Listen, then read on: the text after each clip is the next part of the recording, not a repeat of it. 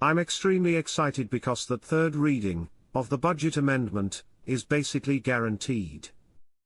Why would I say such a thing? Because if they don't do the third reading, 15 days later the budget is exposed. It exposes everything, and once it does, then you got to figure out float or basket. I don't have to be the first person when the dinar goes. That's fine. When it goes, I'm going to be a happy man. I'll be a happy family too. There's going to be a bright future. Question: it supposedly was on Forex at $4.19. However, when I went back to look at it again, I couldn't find it. Did anyone else see it? Marks, most of the rates we are seeing on the IQD now is close to $4 bucks. I still believe the dong will be in the low $2 range. We won't know for certain until we are at the banks. Prime Minister Sudani went to the UK Britain to put together a massive trade IMO agreement worth billions of dollars, a very large trade agreement. It definitely will require the rate change in order to implement that. The HCL, like the budget, those two things will expose the new exchange rate. The HCL and the budget will be the first indicator of the new exchange rate IMO. The Grand Four port is really important to Iraq. This will allow them to be able to do a lot of trade globally. The ships will just pull right into this port and you'll have a lot of goods coming in and out right at this section of Iraq. This is awesome. The development road is really big that allows a mass transportation. They have a railroad that's going to be made right next to it. The same thing, great for global business. You'll have a train that's able to deliver the goods wherever need be there in Iraq. Things are looking up for Iraq. This is great for business. These things will help expand Iraq internationally and help strengthen the Iraqi dinar. Eventually it'll get stronger over time and you'll see the value of the Iraqi dinar increase against the US dollar. The Central Bank Tower project in Baghdad and the Grand Four port is Basra, among the list of the most prominent mega projects in the world for the year 2025. I don't know about you guys, but that's pretty big. Anybody out there has a fresh new picture of the Central Bank of Iraq from a distance, so you can see that the cranes are down and all that. That'll be pretty exciting for me. Question: do you feel like everything is done in Iraq and we are simply on the Ferris wheel?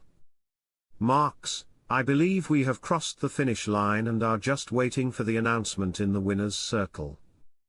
Iraqi Parliament responds to US State Department, "Your interference in budget is unacceptable." Quote, on Wednesday, the US State Department urged the Iraqi Parliament to expedite the passage of Iraq's federal budget.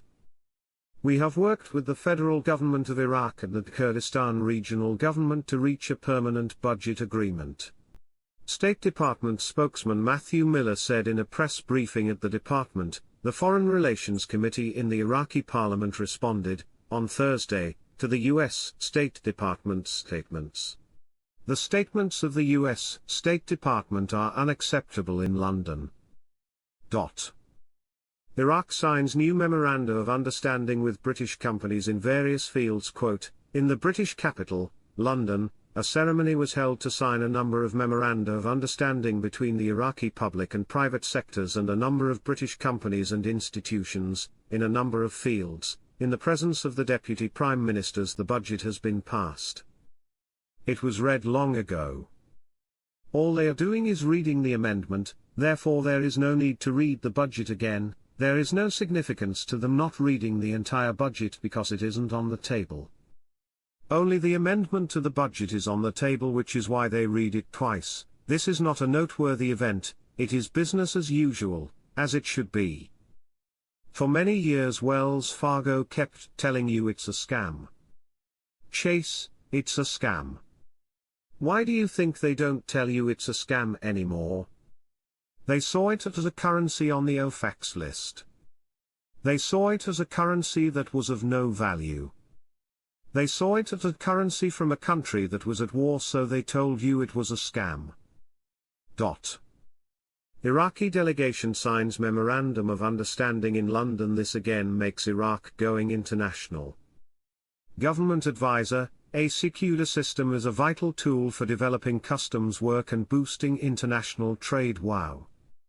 This is another article about these future non-oil revenues. The Prime Minister's advisor for financial affairs, Mazar Mohammed Salih, reviewed on Sunday the importance of adopting the IQD system in customs administration, noting that it reduces delays at ports and boosts international trade. Remember again that this system needs a link to forex currency exchange to get the most current, up-to-date rate of currencies in order to calculate the fees.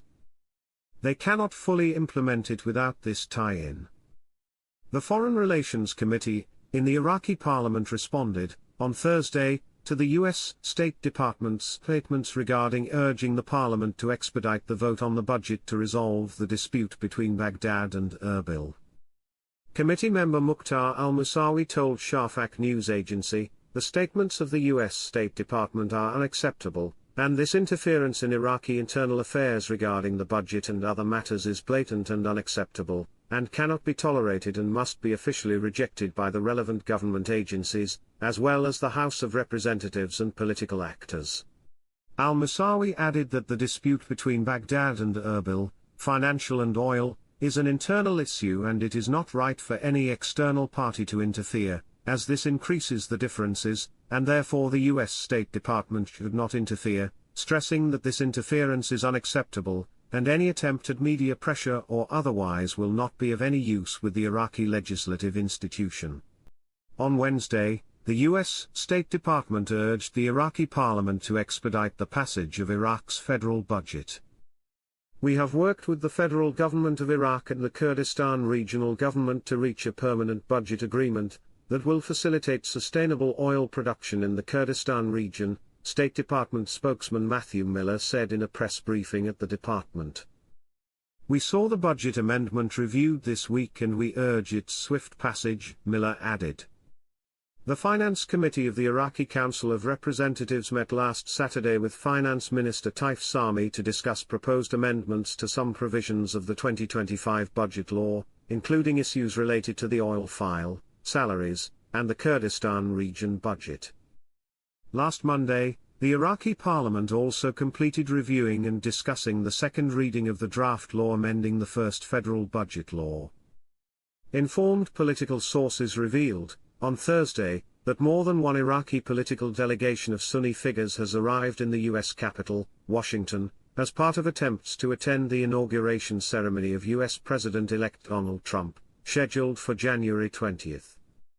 The sources explained to Shafaq news agency that this visit took place without prior coordination with the Iraqi government or informing the embassy in Washington, which makes it an unofficial visit.